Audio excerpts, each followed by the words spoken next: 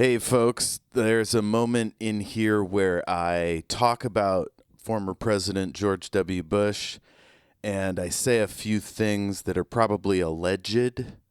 So just assume while I'm talking about George that some of that stuff might be exaggerated. So let's call it satire, but it's pretty close to the truth.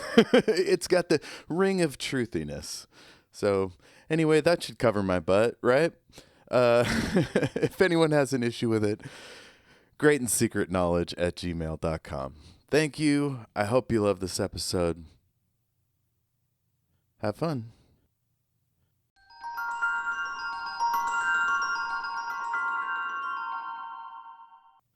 Oh, I might go on a date. I'm hoping that'll work out. Yeah, I've been just openly honest about how nerdy and dorky I am, hoping that I won't have to wade through normal people. Ugh. Yeah, that's good to find a match, hopefully then. Yeah, not that I'm opposed to hiking or all the other thing normal people do, but What if you were hiking with a cloak? yes, that's a great idea. I gotta get a cloak.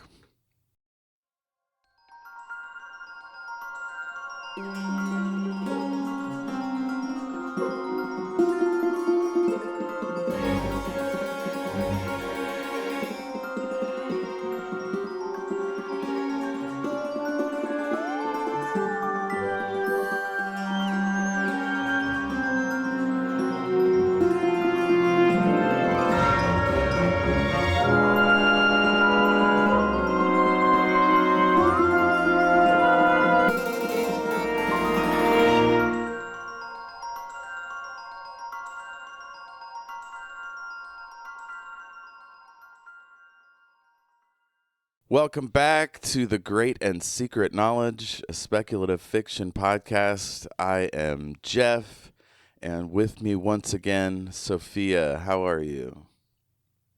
I'm doing good. I have Sunday evening here, so I had a nice weekend. Yeah, it's How are such you? a trip recording with someone halfway around the world.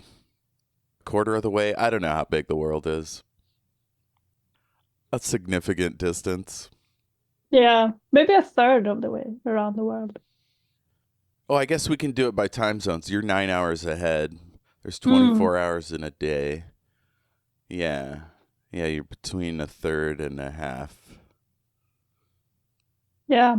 New Zealand is the exact opposite place than Sweden. Also, Where? North New Zealand. New Zealand. Yeah. Oh, Do you know interesting. where the opposite is for you? Oh, it's probably the middle of the Indian Ocean or something. Oh, yeah. Maybe there's Antarctica. a tiny island there you can point to. Yeah. What's that tiny island that is definitely going to be underwater? Is it the Marshall Islands? It's a military base of the U.S. Mm-hmm. Is it opposite from from you then? No, maybe it's closer. I'm going to Google this. This always just blows my mind that. I mean, I was going to say that people let the U.S. military base there, but does anyone really have a choice? It's like letting Amazon have a building in your city. It's like, ooh, money. Hmm. What do I Google? Underwater military base.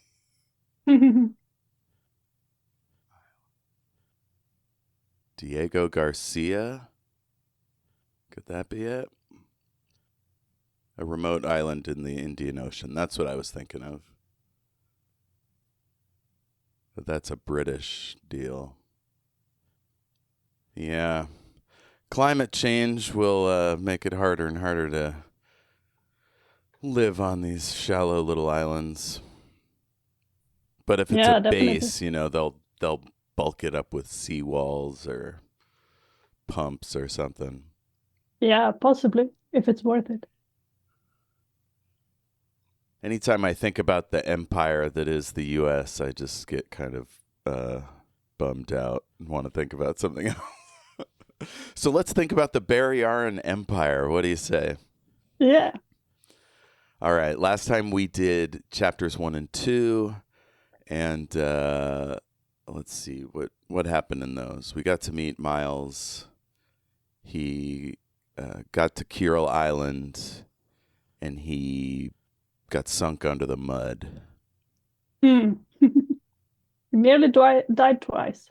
Yeah. Well, I think that he says he nearly died 3 times. So I assume he said something like almost being suffocated, almost drowning in the mud, and then almost freezing. Oh yeah, when he had to bust up the weather station to survive the night. Yeah, and then in this episode we find him in the heat tank. So that sounds nice to have. In the heat tank. Yeah. Interesting. Oh, that's at the infirmary. Yeah. Yeah. Only if you're injured you get to go into the heat tank. I love a good tub. Let's see. So Miles is thinking about crucifying his 2 saboteurs. Better still, staked out face up in a bog in a blizzard. But he's too practical for revenge, so he just kind of thinks through the implications of everything, and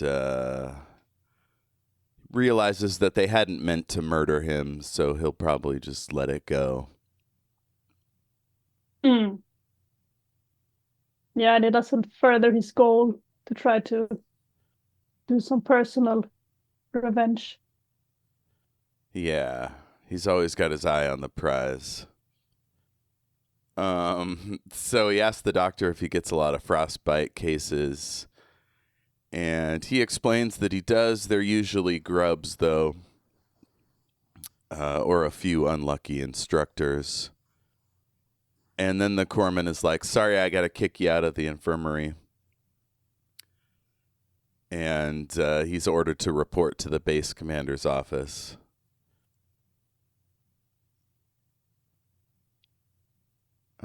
He asks, go ahead. First, I was going to say he talks about Simon Ilion, and he says that he is Vukosigan's left-hand man. And I never heard this expression, but I assume it's like a sinister assistant. You know, you always talk about the right-hand man, and it's like, no, he's the left-hand man. Yeah, I assume that's because the expression "the right hand doesn't know what the left hand is doing." So, like, his right-hand man might be deputy prime minister or chief of staff or whatever, and Ilion's like his black books projects guy. Yeah, probably. Trying to think about the most famous left-hand man.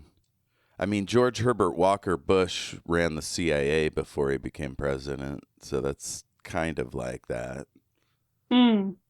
Maybe the most successful left-hand man you don't know about. Rasputin? Yeah, maybe. Although Rasputin was pretty public for a sneaky guy. Yeah. It's like if they are a well-known sneaky guy, then they're not sneaky enough. It's like ninjas, you know. It's like too many people know. Yeah.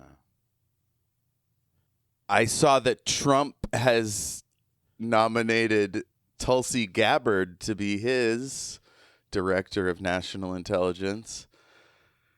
Tulsi Gabbard is a disaster. I know you probably don't know much about American politics, but she was from Hawaii, which is like our most left-wing state. You know, she's not white. Like, she was an anti-war vet. I don't know how she got into Trump's orbit. But so she must be compromised in some way. So she'll be spying on all of us when the concentration camps get going.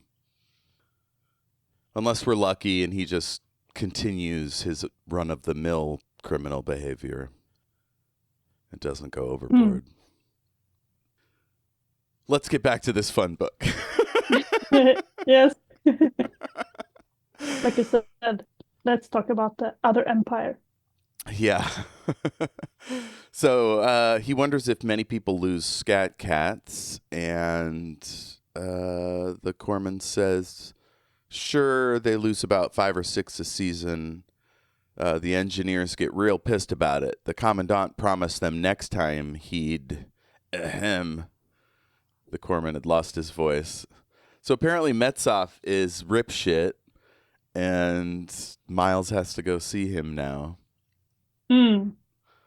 So that's fun. He rushes to his room and realizes he doesn't have the correct uniform since he lost his boots and trousers in the mud. Would you have picked the formal or informal one?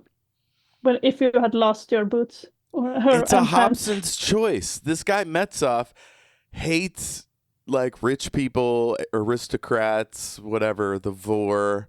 Like there's no pleasing this guy. So Mm. I probably would have done what Miles did too.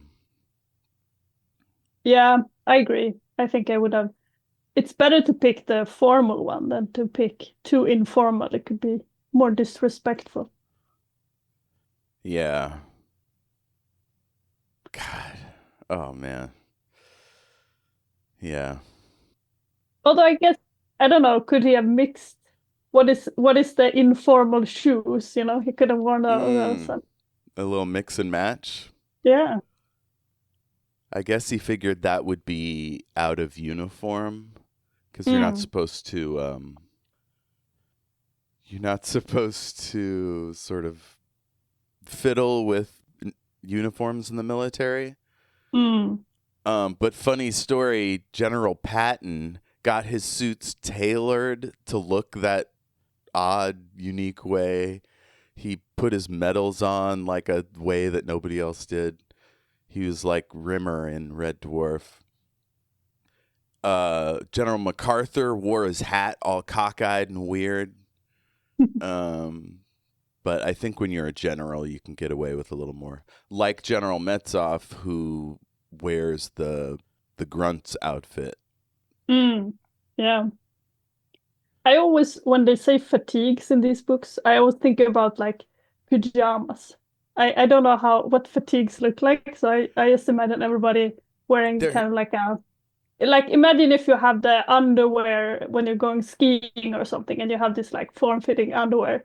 I keep thinking like black fatigues is like a underwear. It's sort of it's like it's thicker obviously than underwear because it's got to keep the dirt off, but like they're sort of baggy like pajamas, but then Mm. they're fitted at the cuffs so they don't like ride up and down. Oh, okay. They got pockets, probably more pockets than most pajamas. He can't borrow uniforms from anyone because they won't fit his unusual anatomy. He cursed under his breath and shucked on his dress greens, complete with mirror-polished boots to the knees. At least the boots obviated the need for leg braces. So they like keep him straight, I guess, so he doesn't wobble. Yeah, I guess so. They're like stiff, I Yeah. suppose. So he thinks about how he failed to avoid the scat cat problem.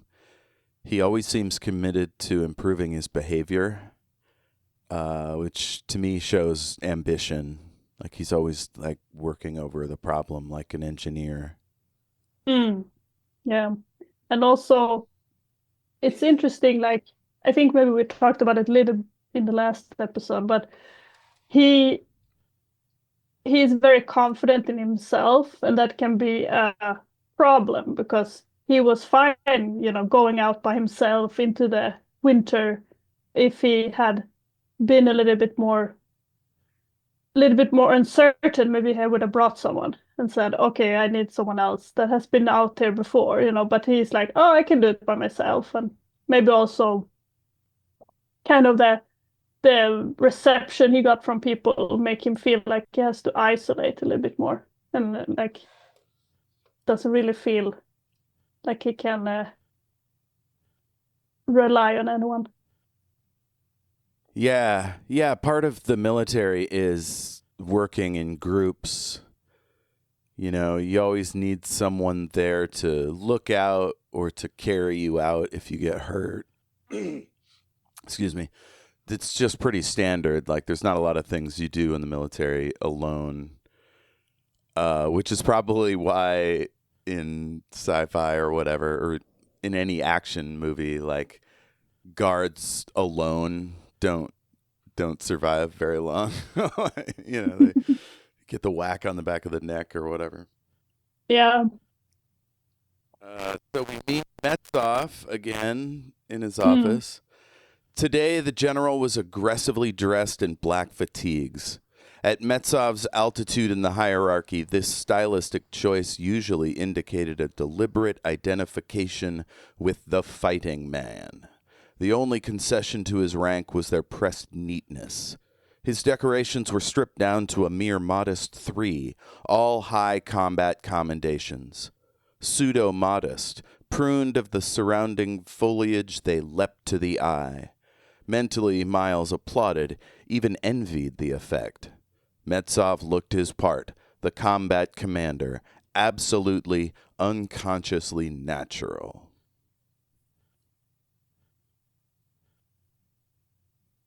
Yeah, he's a intimidating figure. So Miles says a 50-50 chance with the uniform, and I had to guess wrong. So do you think if he had gone dressed down, if Metsov would have found some other reason to talk shit? It would have been funny if Metsov had some kind of camera and he saw like, oh, he put this uniform on and then he switched. I like that. That's funny. So Miles realizes he's fulfilled this embarrassing stereotype of Vor lordling in riding boots. And he thinks to himself, I didn't design the damn boots. His father had once suggested that his staff officers must need them for riding hobby horses, high horses, and nightmares. Unable to think of a useful reply to the general's sally, Miles stood in dignified silence, chin lifted, parade rest. Sir?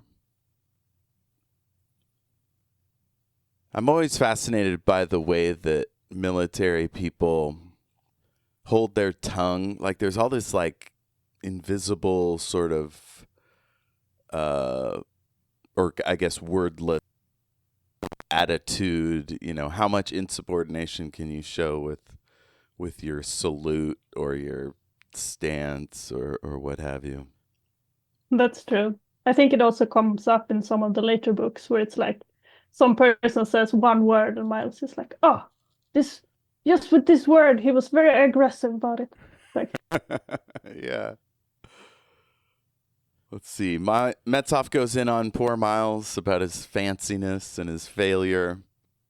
Miles finds out that the permafrost zones were represented by blue on the maps, which he'd have known if he'd read the regulations, which he might have done if his boss wasn't a total wreck.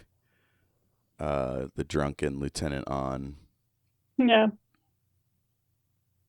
Metsov is being a real douche. The authority lent Miles by his uniform barely balanced the deformities that made him a target of Barriar's historically grounded, intense genetic prejudices. A public humiliation that sapped that authority before men he must also command came very close to an act of sabotage. Deliberate or unconscious? Oh, so that's because the guy left his clerk in the room while he was talking shit. I don't know about that. I feel like the clerk, Miles is not going to command the clerk. Like, I'm sure it was meant to humiliate, but I don't think that it was meant to sabotage him, especially since he doesn't really have a lot of need to command at this base. You know, this clerk is not going to come with him like in space or something if he goes there. I think it's an example of Miles trying to predict the future and trying to like figure out like, because Metsov's clearly something's wrong with him, right? If he's this bent out of shape over Vor, uh, you know, Vor leaders or whatever. So it's important for Miles to know, is this guy just a dick to all rich people, or is he up to something? Yeah. I just feel if he would have sabotaged, I feel like it would be like in the canteen or something. He would have called them up and be like, "Oh, to everyone, this is the guy that did this." No, Oh, but to only have one guy in the audience, I don't feel like it doesn't. But yeah, I think you're right that he's trying to think like, what is his motive here? And maybe the problem is he's trying to find more of a motive than there is. He's trying to be like, oh, he's very logical. He has a plan, but it's not totally sure. He could just be wanting to have the power trip. yeah, it's funny. There's a tension in these books with Miles. It's like he almost knows he's a main character in a story, like, but he doesn't know for sure, but he knows everyone on his planet knows who he is, more or less, or at least knows who his dad is, knows what kind of affront to their society this little guy is. So a lot of times things are about him, so it's, yeah. But yeah, he's always like looking for the angle, looking if he needs to. I mean, it leads to him looking up his general's like secret files or whatever. So yeah, he's always trying to figure out what's going on. Miles references how he himself nearly wasn't born because of an attack during Vordarian's pretendership, but he doesn't bother explaining it. Yeah, I like that one. He was funny. He was like, I was a casualty before I was born. Oh my God. It's a weird thing to try to explain to somebody, especially if he's your boss who doesn't give a shit about your particular details. Yeah. It's interesting. This time around, I was reading it like imagining what a good boss would do in all these situations. I've learned a lot from bad bosses, like what not to do. Metsov definitely is an object lesson in that way. Yeah. What do you think? What would they do then? Well, he would try to learn what made Miles Miles, what differentiates him from other Vor, what motivates him to do this, even though physically he's in more threat than any other soldier, that he could be targeted by low-level goons. Like, I'd probably want to find out exactly how he ended up drowning in the mud, It's just a lot of ways to, like, to build rapport with your subordinate. But clearly all Metsov wants to do is turn the knife, and embarrass him. Yeah, I agree that a good boss would be curious, to see like this person is unusual in this kind of work. Like what drives him? Like what is his aim with this? Oh, and also you want to rule out any sort of security problems. If something like this happens, maybe it was on purpose. Let's find out to clear that possibility. Yeah, and even if it's not on purpose, there's a problem with policy. You really should have work policy where like no one goes out alone, no one does, sleeps out alone without checking in. No, people have to take this course and get certified before going out. And now I work a bit with people who work in construction, and there they have a lot of this kind of rituals about everything, what you're supposed to do, and how you like report different types of risks, and how you follow up, and all these things. So they really should have those two. But maybe they feel like, no, we need to have danger so we can be learned, face danger. Yeah, I mean, I think their personnel on the facilities side is pretty small, so having to double up with every job may be tricky. But as base commander, it's your job to know all the details so you can make those kind of determinations. So yeah, Metsov clearly has something else going on besides just wanting to be a good commander. A friend of ours, a podcast friend of ours, Natasha, speculated at this point in the book that he's got some like secret deals going. That he and that's why he's not paying attention to the normal workings of the office. Yeah, that could be a good theory. Yeah, I mean, corruption for some folks, this will be their first, what do you call it? First exposure to the Vorkosigan saga. But definitely corruption plays a role in some of the books. So it's definitely possible. So Metsov is punishing him for the damage he did to the weather station, and Miles cannot keep his mouth shut. The damage I did to the weather station was not a stupid accident like the Scat Cat, sir.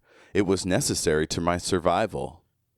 General Metsov fixed him with a very cold eye. Make that 6 hours a day, Ensign Vorkosigan.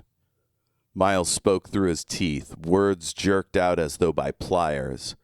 Would you have preferred the interview you'd be having right now if I'd permitted myself to freeze, sir? Metsov does not enjoy that. No, he's trying to be all logical. Yeah, he's not listening to logic. No. So Miles leaves the office and he starts to unravel. And he realizes he got too used to being around important people. You know, they'd always be around the office or the house talking, and so he really doesn't know how to just shut up and serve. Yeah, and I imagine when he's been around, those are the highest of the service, like if they are with the prime minister, you know. So then maybe also he has a kind of a standard. He like if he had this discussion with some other general, maybe they would be like, "Oh, that's a good point, you know, fun." You know, they would appreciate it probably. But this guy is just like, "Oh, I don't want to have interesting conversations. They just want to humiliate you." Yeah. Well, gosh, I don't know if this is a spoiler. I was gonna say we know that Metsov and On have some sort of history. You would think that if they've been working together for 15 years, Metsov might have predicted that On wouldn't be good at training his subordinate. You know? But that's clearly part of what's happening here, and he doesn't have any interest in discussing that. So Miles wonders if Metsov has political feelings, and maybe that's why he's harshing on him, because he's Vor. But then he realizes that there are myriad reasons why he could be a mess, and Miles just will never know. So he tells himself he's just going to have to avoid him as best he can. And there's something in this section. Let's see. Miles gets assigned to do some labor stuff. I'm trying to figure out this note. Foreshadowing about On and Metsov. I guess it's just that they've had some dealings in the past. Mm. So I like this. Oh, go ahead. I was gonna say I like this when he's what is he saying now? He's like saying like, "Oh, you lost your equipment. You know, if you're not armed with equipment, you might as well be a woman." And Miles is like, "Oh, so would an armed woman be a man?" But what I find is interesting is that he thinks like, oh no, a Baryaran of his generation would not appreciate this comment. And what is interesting with this is that he doesn't say a man of his generation, he says a Baryaran. So he Hmm. has this perspective where he's like, okay, this planet, they would not appreciate it. So I think that's telling that he has a kind of a galactic point of view on the topic. Interesting. Yeah. So Metsov. So we position Metsov as a traditional representation of his generation. Um. Yeah. I always Yeah, thought and it I was feel like, interesting that a woman would write a story in which patriarchy is even worse than it is here. Although it was the 80s, it might have been this bad. yeah, but I think you're right, is that at least in Barayar, it's more patriarchal than probably her Yeah. experience in the 80s. But it is interesting. Some sci-fi authors write with a lot of male characters, male um, main characters. And I think Ursula K. Le Guin, she was asked, like, oh, why do you write with male characters? Why, like, there's so few female main characters. And she said, like, she likes to imagine, an alien mind to her own. Oh, that's interesting. An So I guess the alien question, mind. yeah, I guess the question then becomes like, why doesn't more men write female main characters, to find their alien mind? Yeah, I'm trying to think of the ones that do. John Scalzi wrote one that was John had a main, Scalzi. or at least one of the point of view were female, and maybe if actually several of his books.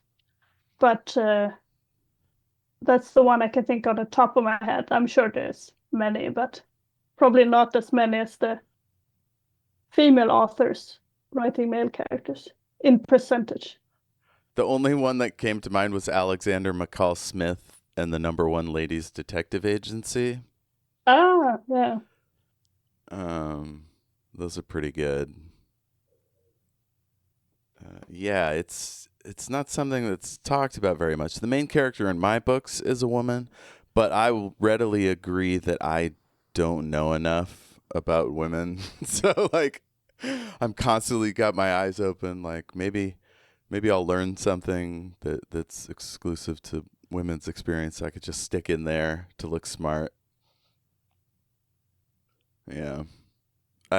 Heard recently that women in sci-fi rarely have hobbies. And so I keep thinking of like, oh, maybe I should give her that hobby.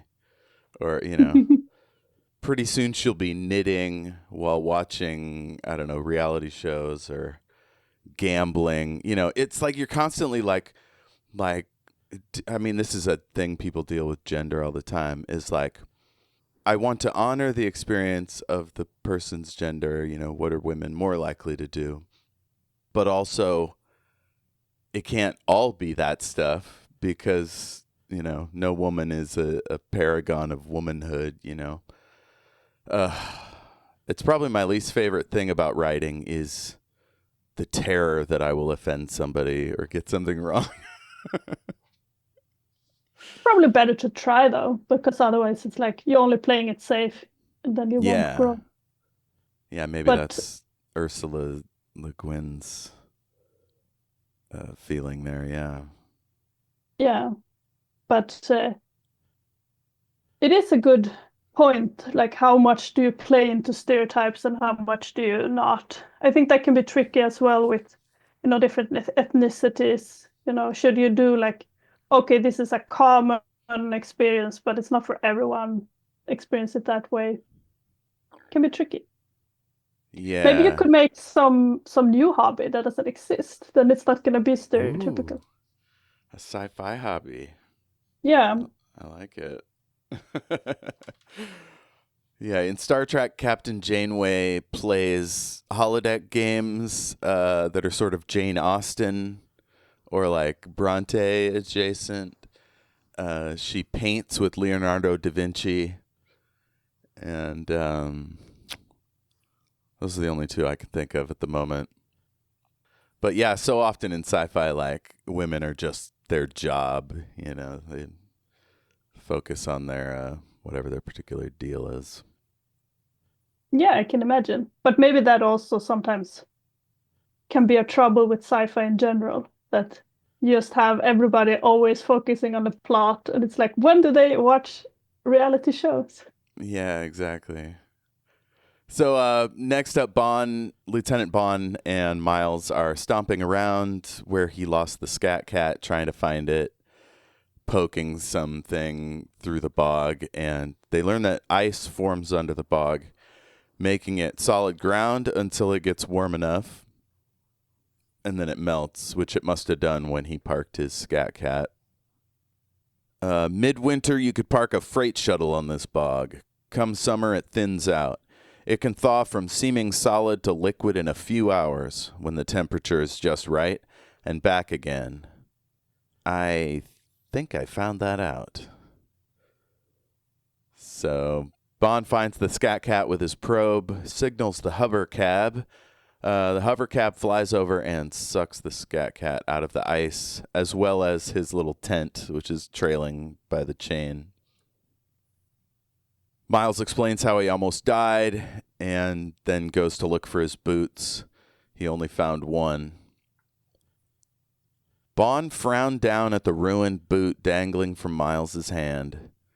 You could have been killed, he said in a tone of realization. And then Bond finds it odd that Miles isn't going to turn in Pattis from the motor pool, the guy that sent him out there. And Miles explains the situation from his perspective. And then he tells him why he's here, to earn his spot on the new ship, Prince Serg. And so he's kind of willing to put up with almost anything. Trying to get to that point. A Warlord's word. What was that note about? So he's explaining that Bond would also be out on an island if he tried to make a deal out of this, because all he has is Miles's word. And he goes, a Warlord's word means nothing in these degenerate days. Ask anyone. So it's sort of like he's like being ironic, or he's like, I wonder if it's part of his politics. It's like the Vor system is old and tired and shouldn't be a thing anymore. And his dad agrees. And so he's like, he's benefiting from this privilege, but he agrees that it's probably not modern and necessary anymore. And part of that is a Warlord's word. Maybe he downplays his power a little bit. Yeah. Saying that, oh, I don't have any power here. I couldn't make a testimony or get people in trouble. It's funny, though, like, throughout history, we have myriad examples of people using their privilege to get out of stuff like this. It's all those Nepo baby fail sons that get out of jail or whatever by or working the their army contacts. Yeah, or the military. Yeah, George W. Bush joined the Air National Guard during Vietnam, and he was out getting high on cocaine like every other weekend, and so his superiors, like, somehow his dad pulled strings so that they'd fill out forms that said he was there when he wasn't, and all kinds of junk. So anyway, Bond delivers Pattison only to Miles in the morning to work with him on his labor detail. They get to work cleaning all the equipment that had been submerged when the Scat Cat went under. And then Miles heads off to his regular job, and he's musing about how those two must be confused why they're not getting thrown in the brig or whatever.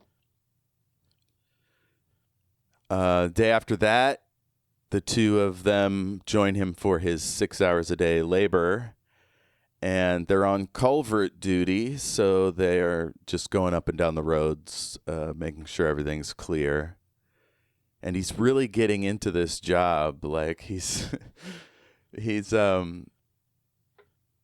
I wonder if Tyrion Lannister is based on him at all, because he also gets put in charge of drains by his dad in Castamere. This is a Song of Ice and Fire. Yes. I've seen other people making this comparison, and it's hard to tell. I tend to always be more, I guess, tolerant, or I don't know what the word is, but that I feel like there's so many different influences. So I don't necessarily feel like, oh, this character has to be based on this character, based on different characteristics. However, I will say that Amos in The Expanse is absolutely Bothari. That is no doubt. But I don't know about Tyrion being Miles, or being influenced by Miles. I love that Bothari connection. The benign psychopath. It's like yeah, he's they our have the psychopath. exact same backstory. Oh, that's true. Yeah, living It's in a very brothel. specific. Yeah, and being, sold as children by their mother. Yikes. Yeah, well, if you're going to steal from anybody, Bujold's work is sitting right there. Go to town. I like being able to get a little glimpse of somebody's influences. I named a starship in my book after something from this series. I like doing that kind of thing. Let's see. So they find a plugged culvert with water pooling on one side, and Miles realizes he's the only one narrow enough to get through the drain. So he shimmies his way up there, and he finds a corpse. And that takes us into Chapter 4, the investigation. The surgeon arrives. Miles and his crew close off one end of the drain. Surgeon looks over the body and determines that he drowned. No signs of foul play. Miles asks, "Does this sort of thing happen often around here?" Miles inquired mildly. The surgeon shot him a sour look. "I slap a few idiots every year. What do you expect? When you put 5,000 kids between the ages of 18 and 20 together on an island and tell them to go play war? I admit this one seems to have discovered a completely new method of slabbing himself. I guess you never see it all." I like this jaded old Bones McCoy. Or yeah, I was going to say the same. The doctor from Battlestar Galactica, Cotter, I think is his name. He's got the similar vibe. Yeah, I was thinking like the coroners in different detective or police shows, and they're always just like, "Oh, this body, I've seen all of the bodies," and then they eat cakes like he does in front of the corpse. Let's see. Miles goes back to search and finds nothing but a hand light. His original impressions suggest that the guy was alone. And then Pattis is surprised that Miles seems unaffected by finding a body. Pattis asks if he's seen a body before, and Miles thinks about it. And for those who haven't read any other Vorkoskin books, this is probably pretty enticing, wondering what this is from. But Miles hesitated. Events of 3 years ago flickered through his memory.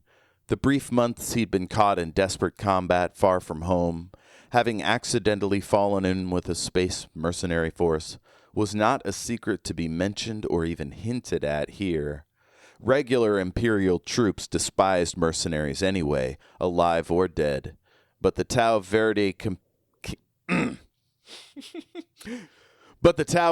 campaign had surely taught him the difference between practice and real, between war and war games, and that death had subtler vectors than direct touch. Before, said Miles dampingly. Couple of times. This is just reminding me how I can tell.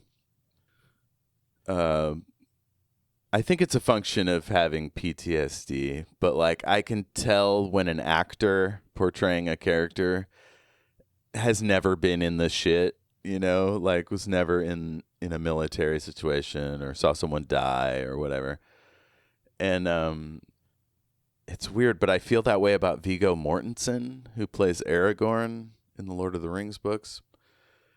He's great. He does a great job, but like he just seems a little too nice, a little too well balanced. So do you mean with the book narrators as well? That's interesting. I hadn't considered it. I guess, yeah, you kind of act every time you do the dialogue. But yeah, there's something about having seen horrors that changes a person. Let's see. Later, he gets a call from someone in Vor Sultana. It's handsome Ivan. He's on the other end. He wanted to show Miles his new apartment, brag about his girlfriend,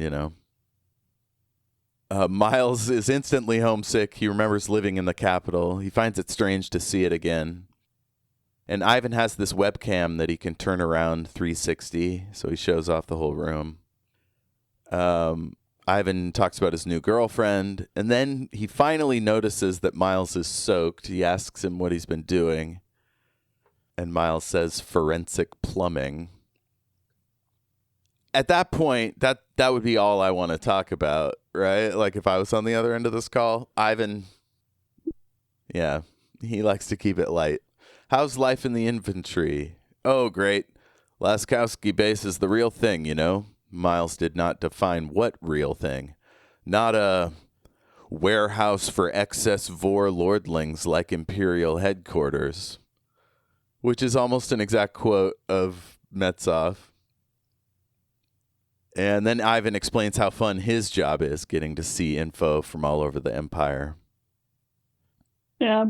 It's fun that they have the video cameras, because for us it seems very normal, but if it's from the 80s, pretty futuristic. Yeah, I was trying to think about what sort of cameras could be moved around that easily back then, but everything was fixed. Even TV cameras were giant, bulky. Camcorder was like the size of a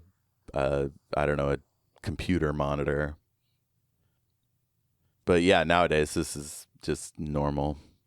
Walking around the house, talking on FaceTime or whatever. Voices from another universe. At that, Vor Sultana was only a couple of hours away by suborbital flight. In theory, Miles was obscurely comforted to be reminded that the whole planet hadn't shrunk to the lead-gray horizons of Kyril Island, even if his part of it seemed to have.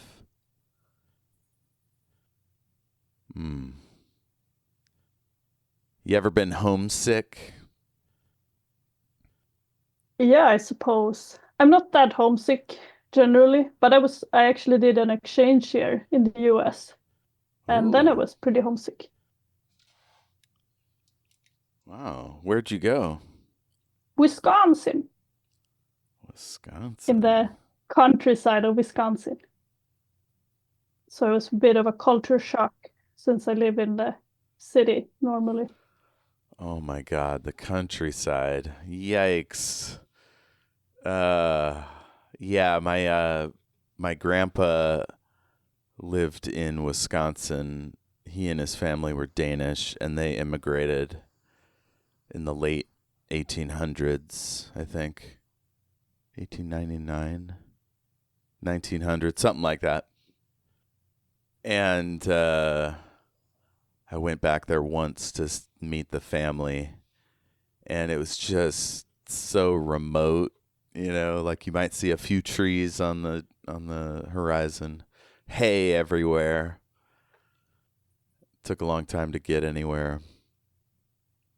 Yeah. What did you miss most when you were there? the freedom, I think, living in the city. You know, since I was a child, I would travel by myself. Like I would go on the subway. I wasn't allowed to go to the city center, but I was allowed to go to the local center in my suburb. So we would go on the green line of the subway when we were 12, to look at go look around in the stores and such.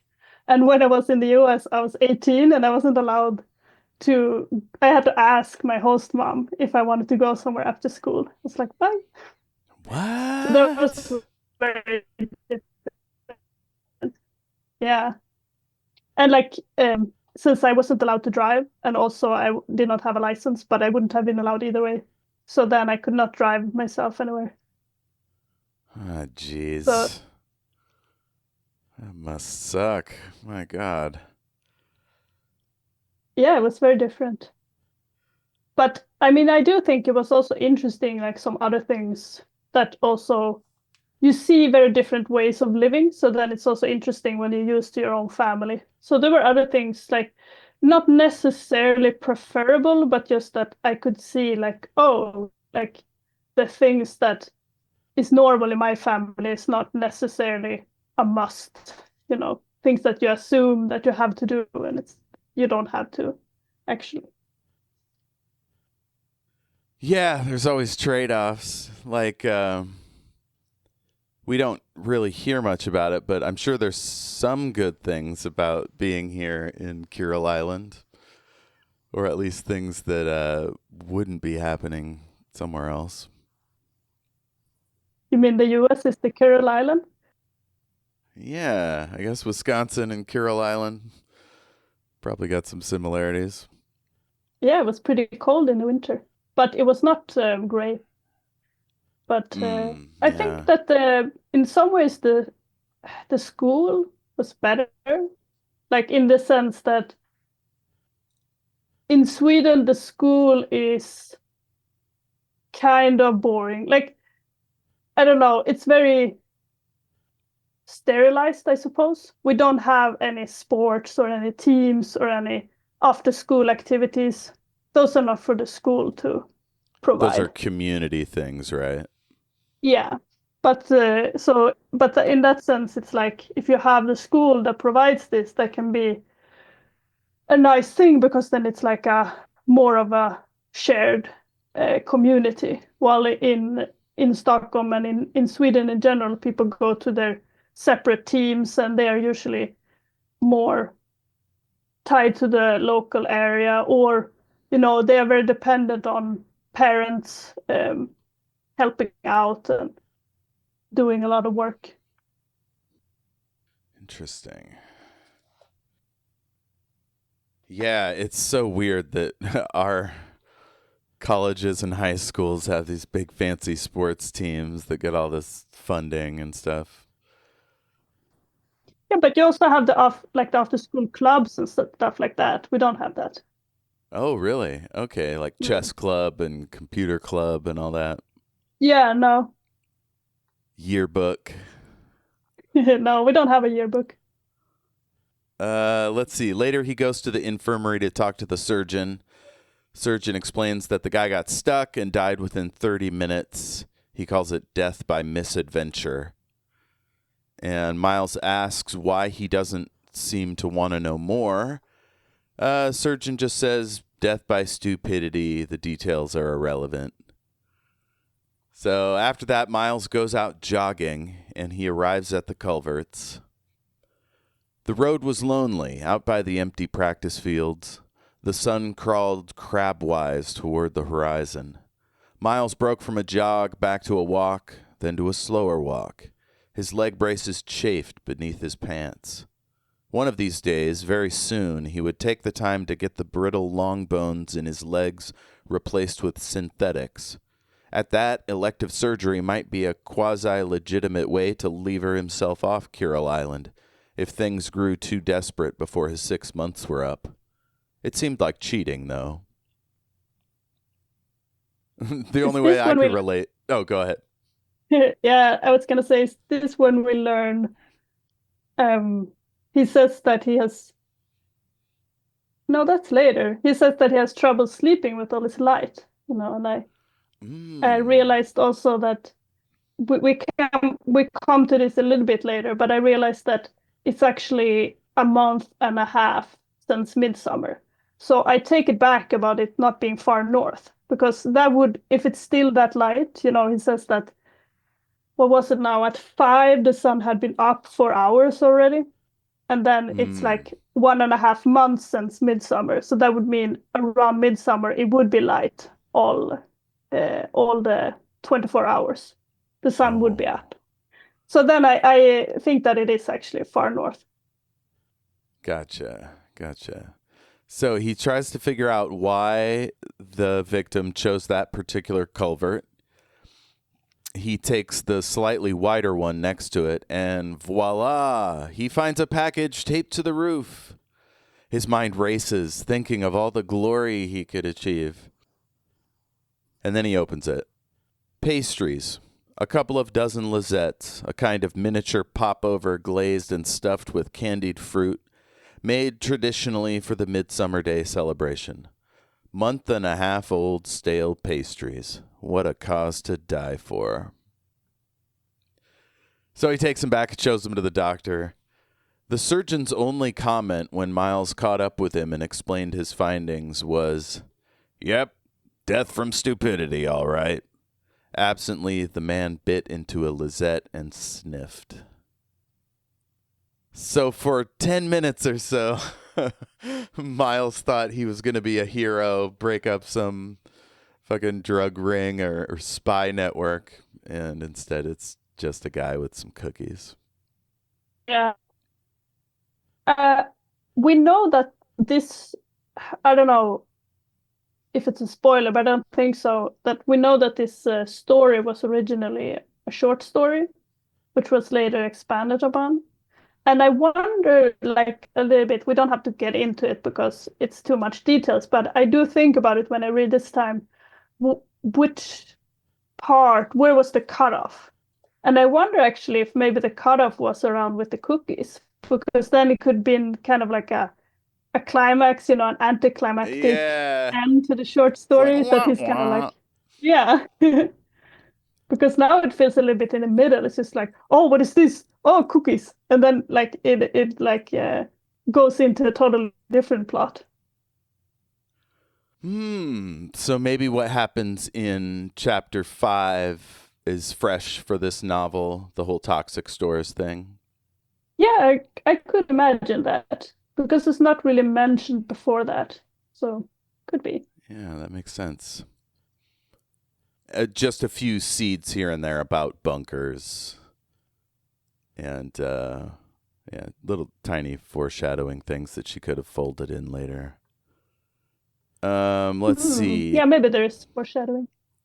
He sees Lieutenant On off onto a ship, and On leaves him with a cryptic warning about Metsov. He can be a funny kind of dangerous. Don't ever really threaten him, huh? So On tells him not to risk pissing Metsov off. And this gets Miles' hackles up. He's like, there's got to be something going on with these two. So he decides to look into Metsov's record. Clearly something happened during the Komar revolt that got him sent to Kuril Island. He comes to a redacted section and decides to call a contact with security clearance. It's Ivan! So we get Ivan explaining why he's alone there. Yeah, the old man's stuck in committee. Nice little flap. A Barrier registered freighter got itself impounded in the Hagen hub at Vervain Station for suspicion of espionage. So one thing Bujold does is economically insert exposition in such a way that you don't even realize that it matters. But reading it this time, I realized this little thing is foreshadowing events that are happening in the larger universe that we may or may not connect to later. Yeah. And I assume then not part of the original short story, probably added. Yeah, great point. So Ivan gets stopped by an IMSEC warning, explains how he can't get any data out. And Miles says, well, surely you can make the two computers talk to each other by turning your desk around, thus bypassing all security. They find out that Metsov probably killed a dude, perhaps in response to killing a guard trying to escape. And there the info ended. Miles tries to get Ivan on board with digging deeper, and he says, "You," said Ivan severely, "are career poison. Never darken my vid plate again." Except at home, of course. I love these two. Yeah, very fun. So next up, the grubs arrive. 5,000 fresh soldiers. We find out some of them lit a cabin on fire by lighting their farts. Miles suggests that they solve the problem by taking red bean stew off the menu. Metsov did not enjoy this little bit of insight. 3 months down, 3 to go. It was getting darker. And now we get into Chapter 5. The action is a-cookin'. He hears a warning. It's not a wah-wah warning. And then it stops. The silence, it says, was baffling. And then he finds out there's some sort of accident in a toxic stores bunker. He goes with Bond to check it out. They join a big gang of folks at the bunker, including the fire marshal and the surgeon. The surgeon tells the people around the bunker to take off everything and then go to decontamination. The bunker is full of something called fetane, a terrible poison that erodes your DNA in your reproductive organs. And the barrels must have corroded over the last 20 years. Unless, I guess, foul play, but yeah, they assume it's corrosion. Where were we? So, Miles suggests using heat to melt the fetane, which they agree could work. Fetane affects your reproductive organs. Miles busts out this full-on weatherman bit. I thought it was fun to show that he's kind of turning into Lieutenant On. He's just always got the info right there. Bond and the fire marshal plan the operation to destroy it. Miles thinks about following them back there to watch the operation, but as a Vor, he thinks he shouldn't risk mutating his sperm just for curiosity. He can't sleep, of course, because something's happening, so Miles has to be a part of it. So he's up. He tiptoes down to Metsov's office, and on some flimsy pretext of sharing the latest weather report, Metsov is in his office with Bond. Miles steps in. Metsov says some ignorant-ass shit about mutations. Let's see. He says he isn't mad. I need to look at this quote. Is it the one when he's like, you should send Miles to the bunker? Yeah, Metsov says he himself isn't mad, which I thought was funny because of where things go. Let's see. Send Vor Game. He's a mutant already. Of course I intended them to wear protective gear, continued Metsov to Bond in irritation. I'm not mad. And that's when the surgeon says that the gear isn't actually good enough. It's not rated to protect from fetane. To which I have to ask, who's been running this fucking clown show for the last 20 years? The stuff's been here since before he got here. He never once bothered to check that his protective gear could handle everything that's on the base. So, again, we see that Metsov isn't the greatest at this job. Yeah. And again, the problem of, avoiding accidents. Like, what is the procedure, for this type? If a barrel breaks, they shouldn't have to make this up. Oh, what should we do? Oh, let's do this. There should be routine. Yeah. Well, and if he's a good base commander, he goes, "What do you mean our protective gear isn't good enough? Mm. Like, let's find some that is, and but time is also of a necessity. They got to do it before the wind turns, so they don't have time to like have it flown in. Yeah, but they could evacuate. Yes. But see, that's the thing. When you're a bad leader, every option looks bad because it's going to point out that you let this situation develop in the first place. Like, what do Mm. you mean you don't have the best protective gear anywhere on the island, as soon as they put Fetane on the island, they should have also had gear that could handle it. So, yeah.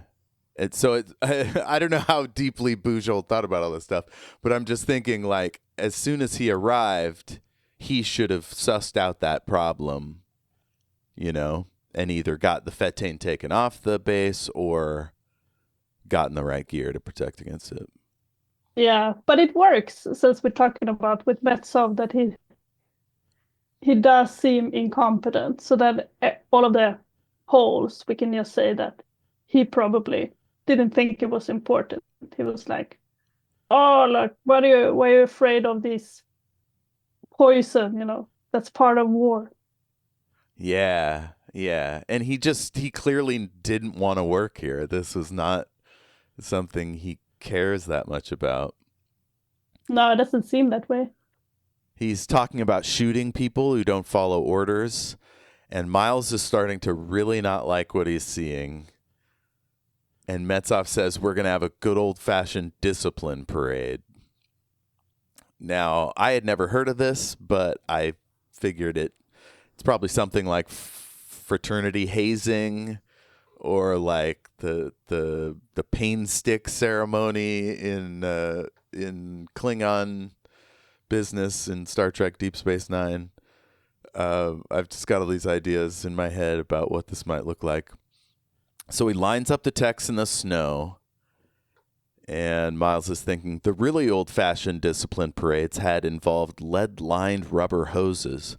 How far back in Barryaran history was Metsov's mind rooted? And Metsov is just getting off on this. He leans over to Miles. He's like, it was good for the old military to have multiple branches so that the Army could shoot the Navy or the Navy could shoot the Army in case of a mutiny. And Miles is like, mutiny? Principle, sir. What principle? It's waste disposal, Miles choked. And this is typical of dumb, shitty leaders is an unexpected situation becomes an opportunity to flex your muscles, to like abuse your authority rather than to learn and grow. Yeah, every situation has to bend to your will. Yeah.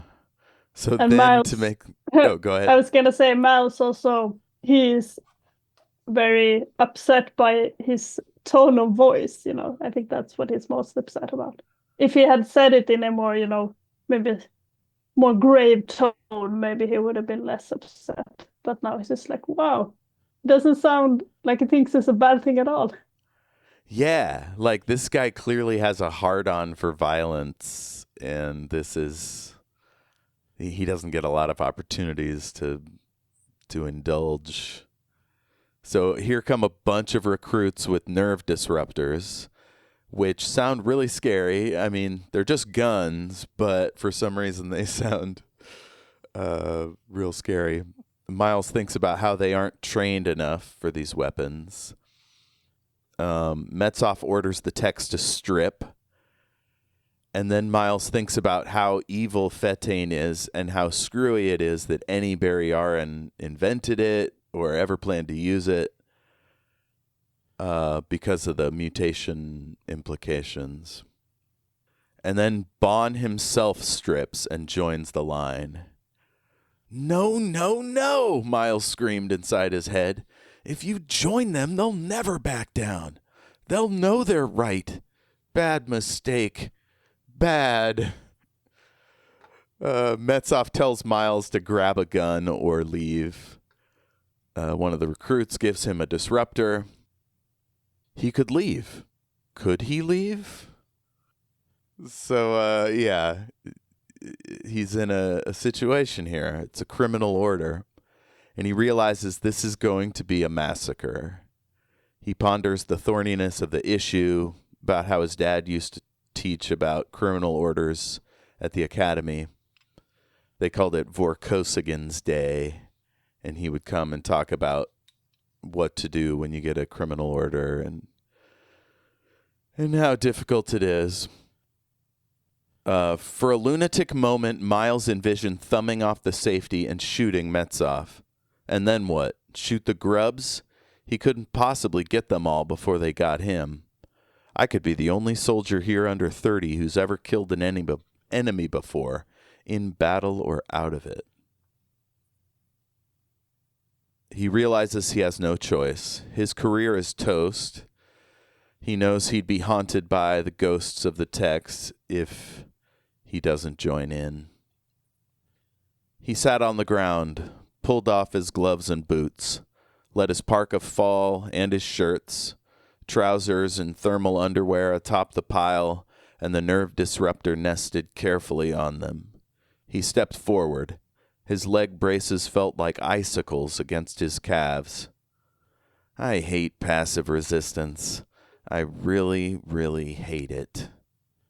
What the hell do you think you're doing, Ensign? Metsov snarled as Miles limped past him. Breaking this up, sir, Miles replied steadily. So this shakes up Metsov. Go ahead. Yeah, I like that he thinks to himself that he could just follow the orders. And he says that all of his subordinates have... or wait, is it subordinate? Or is that the person under you? Superiors? Superiors, yeah. So all of his superiors have said that he needs to follow orders better. So he's like, oh, maybe I should start now. In this session. What a time to start.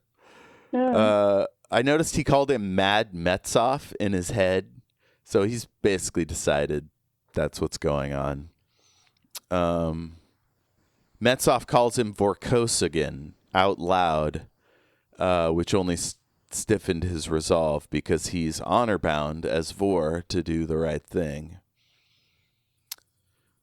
Miles explains the situation. If people learn what happened here and how Miles himself died, it would be bad for Metsov. Sorry, sir, but I see at least 10 witnesses behind those nerve disruptors. You can't silence me, living or dead, through my mouth or yours, or theirs. I will testify. So it's really interesting. Like he points out to everyone there that they're a witness, that they could be killed. Like he's basically putting everyone on notice that Metsov has totally lost his shit.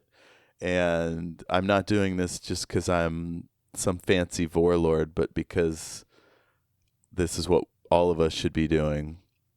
But he also can't box Metsov in totally, or Metsov won't give in. So then he comes up with a way for Metsov to win. Basically, if he arrests them all now, he gets to be the hero. He gets rid of Miles. He embarrasses Miles' dad. All that. And then Metsov calls his dad a real nasty name. If we've read some of the other books, we'd have some context for this. But basically just, impugns his sexuality. And then he goes for the deal. And Miles sees the relief in Metsov's eyes. It reminded him of that definition of his father's. A weapon is a device for making your enemy change his mind. The mind was the first and final battleground. The stuff in between was just noise. I've been interviewing my dad for because he's getting up there in years to learn more about his war experience. And there were a few things that happened where he considered standing up to his captain and filing a report on his behavior. And it never quite got to that point where he or any of his other officers were willing to risk their career basically to make the thing stop. So I've just heard a hint of that story. We haven't got to the meat of it yet, but yeah, it's got to be really painful because, you know, when you join the military, you make a ton of sacrifices on the idea that when you get out, like, you'll have a leg up, you'll get to go to college or whatever. You know, you have all these opportunities. And are you going to throw all that away just for some principle? But some of us actually have principles, and so, you know, it's tricky stuff. It must be hard to know how far or in what cases you're willing to step in. But I wonder about Miles here, that I'm not sure why he needed to strip. He could have just said, if these people die, I will testify that it was you that killed them. Or is it like that? So I don't know. Maybe he means that even if it testifies, that people will kind of be like, you know, it was just some grubs. We don't really have to punish him. I think it was the nerve disruptors. I think his fear was that at any second, one of these kids could screw up and shoot, and then it would all be over, right? So by putting himself there instantly, it's like, well, now that's not an option, right? Metsov can't kill him, so hopefully that will prevent the others from getting killed. Oh, yeah, so kind of a human shield. Yeah, otherwise it's just academic, right? He's still standing off to one side. It's, yeah, this way it sort of forces the issue. But yeah, she just wrote him into this tiny little box. Like, this is really his only option if he wants to retain his honor and protect the service. I don't think we learn about it in this chapter, but look for that, reader. We'll learn more about, like, why he made this decision in the next few chapters. But yeah, I love this. A weapon is a device for making your enemy change his mind. There's so much of that in these books. Miles, you know, because he's this little guy that can't just punch everyone. He's got this tip-top mind. So later, Bond asks if he's supposed to thank Miles for this. Miles says, "We got what we wanted, eh? He's going to plasma the Fetane on site before the wind shifts in the morning. Nobody dies. Nobody gets their nuts curdled. We win, I think."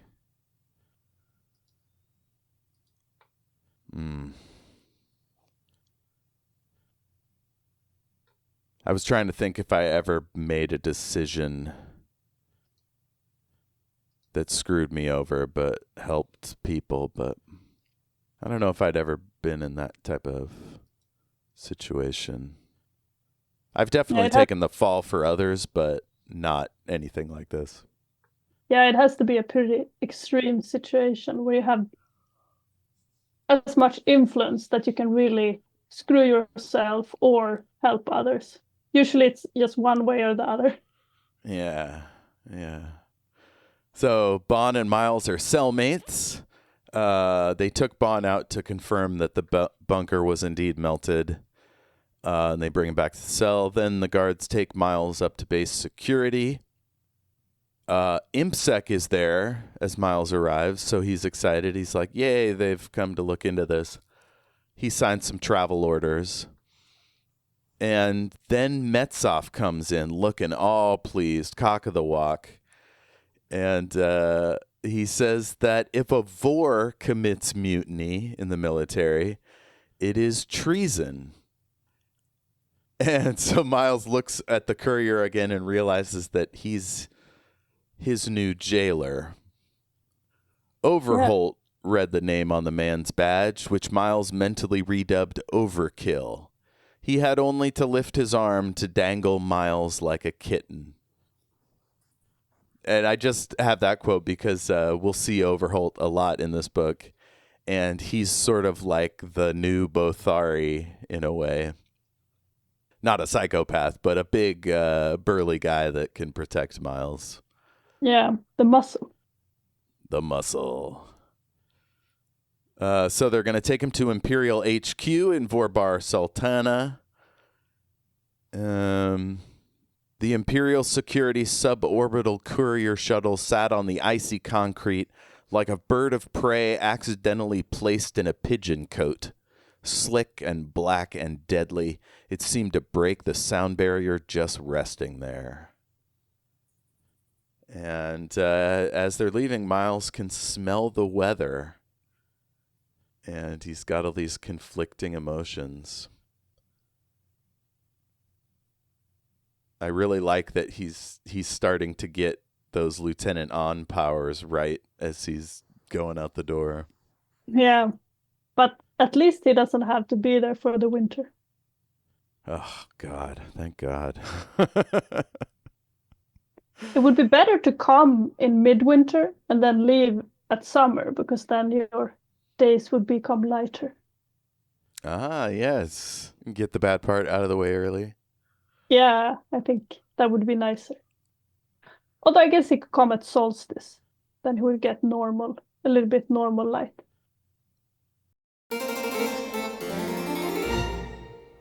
All right. Well, we made it through 3 chapters this time. We did. Yeah. There's a lot going on here. Did we miss anything that you wanted to focus on? No, I think for me, I got everything that I wanted to mention. Okay. So he's being sent back to Vorbar Sultana to be under arrest, it sounds like, at Security HQ. No idea what comes next. There's no way to predict. But you gotta assume that he's never gonna get that ship duty, right? It seems at least an interruption in his plans. Yeah, like if you're sent somewhere to learn subordination and then you mutiny, it's hard to imagine getting anything out of that. Now, if you've read The Warrior's Apprentice, now you're probably like really excited because you're like, yay, he gets to go back and do his shenanigans rather than boring military stuff. Because really what we want is for Miles to be out there making deals, you know, getting up to no good. Yeah, but we don't know. Maybe he's like going to Vorbar Sultana and they're like, okay, now you can return to the island. Do your last 3 months. And then that's the end of the book. Oh, man. It just becomes like an office procedural. Like like Archer. You ever see Archer? No, I haven't. It's sort of a office sitcom, but with spies, like James Bond and all that stuff. So it's like they should be doing all this really important business, but most of the time they're just fucking each other over, doing crazy stuff at the office. Well, yeah. Metsov is a great character. Totally out of his mind. And yeah, I wonder if it was a short story, if he might get his comeuppance, or if she'd leave him as like just short stories sometimes end ambiguously, or with the bad guy winning or whatever. But in a novel, this guy has to get his comeuppance, right? We gotta somehow at some point in this book he's gonna be brought down. Surely. Yeah, I haven't read so many short stories. Sometimes I feel like I should read more because I usually read novels, longer novels, and then you get a little bit unused to like how is the structure, what are the expectations. But I agree, sometimes the short stories at least can be a little bit more. I guess they are a little bit more less formulaic sometimes because you can get away with doing something with not as much plot structure. Yeah, there's not that what do you call it? There's no sort of rules in a sense. Like every writer likes to think they're beyond sort of formulaic rules, but at the end of the day, if you're going to read 200 pages plus of anything, you're going to want some kind of resolutions. You're going to want some kind of secrets exposed or, something achieved. You want the bad guy, if not punished, at least dealt with in some way that fits the overall story.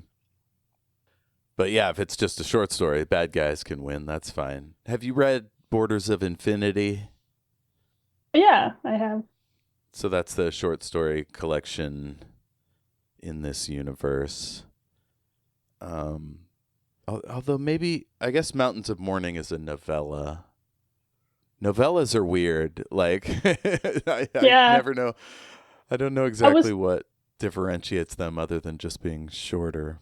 Yeah, I was also confused by this. I call them short stories, but then when I talked to other people about this Borders of Infinity, then other people said it was, I think, a novella collection. And then I was like, or no, I'm confused. But it was like, I wasn't sure. Is it novella or is it short story? And it seemed like people would just use them interchangeably. I feel like, in Sweden, we just call it a novelle.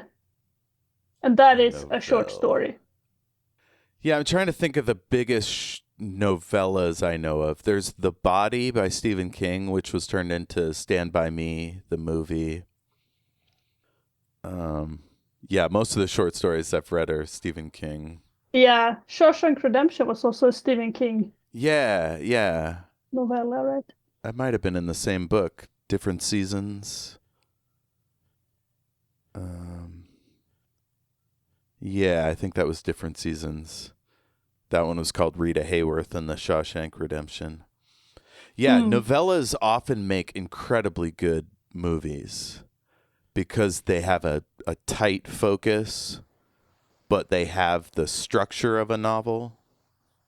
Whereas a lot of times a novel, they'll try to adapt it and they cut out whole chunks to fit it into one, or they stretch it out to fit it into three, like Peter Jackson and The Hobbit.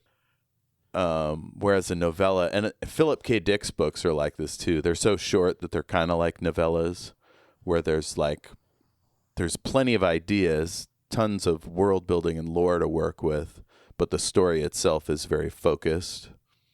I remember hearing also about this with Bujold, that back when she wrote this, at least when she wrote her first novella, which is not the one that we did now, but another one, there wasn't a lot of market for this. There were a few magazines where you could publish, or now I'm also mixing up the word counts. But what I mean is that she wrote something with a little bit longer word count, and then there was not really a place to publish it. There was like one magazine that would publish longer works, but there was only one spot in each magazine. So she was a little bit stuck in this. And I think that nowadays, in some ways, it's better market for shorter stories, but maybe in some ways it's not, because people feel like it's maybe too much money to pay for a shorter story when they could have a longer one.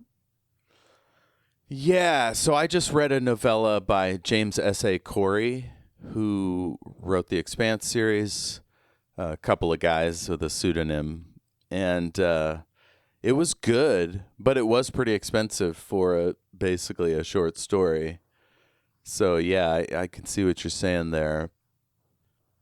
God, publishing is so weird now compared to what it was when I was younger. Like, there were magazines that printed short stories, like a writer could limp along by publishing a few every year, being in different anthologies or whatever. Whereas now, I don't know how writers can do it just as a job, without supplementing nonfiction or whatever. Every time I think about publishing, I start to zone out because I'm like at this weird spot where I've written 5.5 books and I've pretty much edited the first one, but like I don't want to do the business. I hate business. Yeah. I need a secretary or somebody to kick my ass.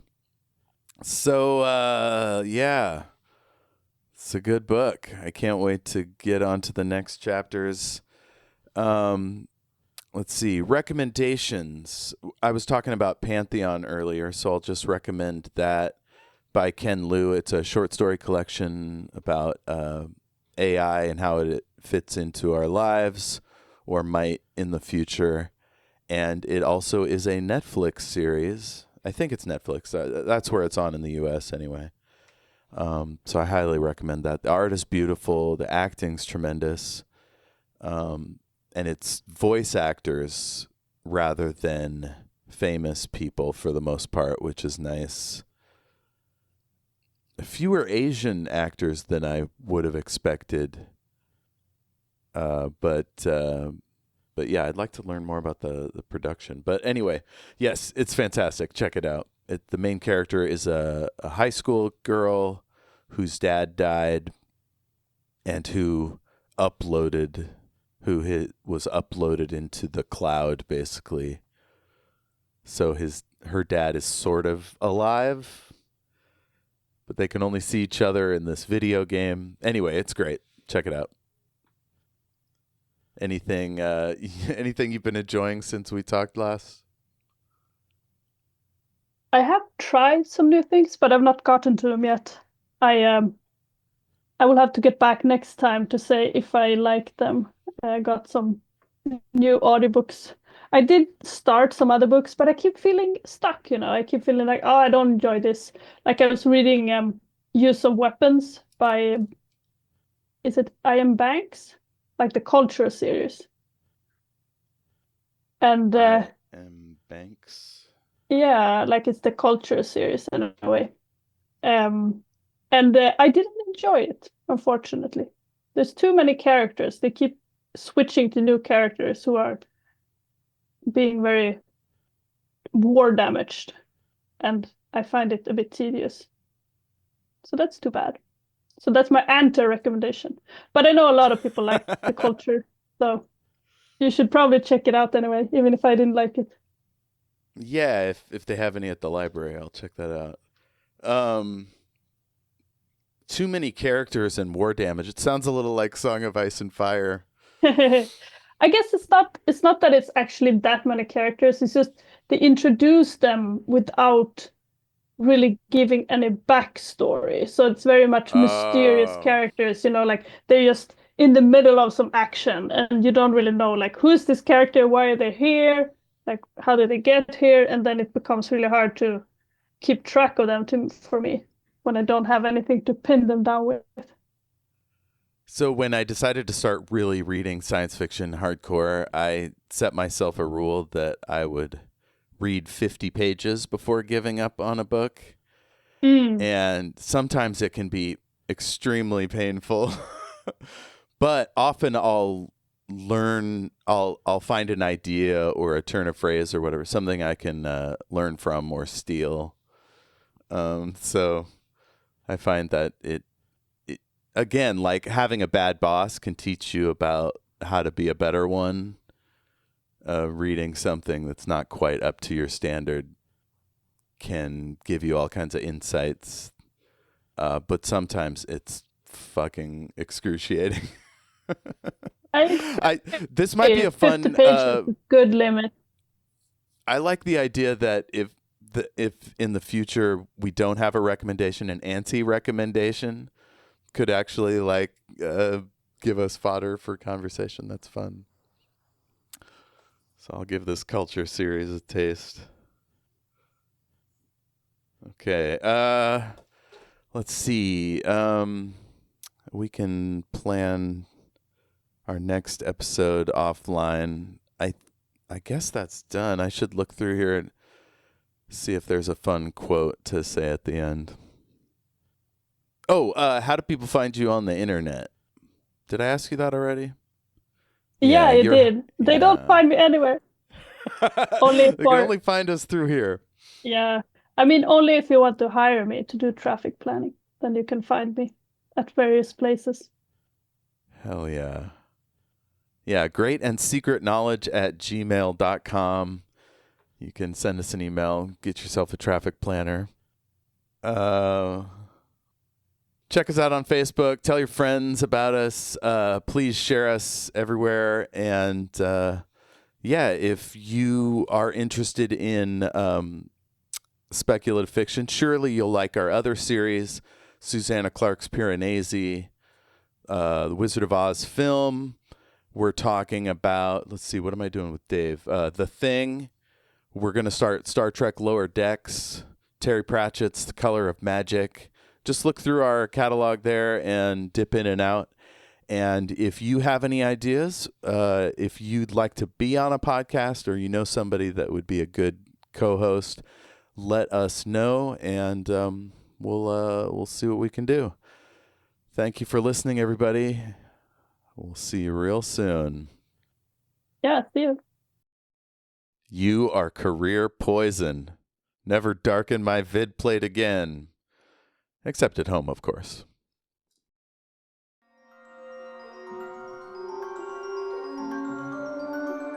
A huge thanks to James Lark of jameslark.co.uk for providing our wonderful theme song.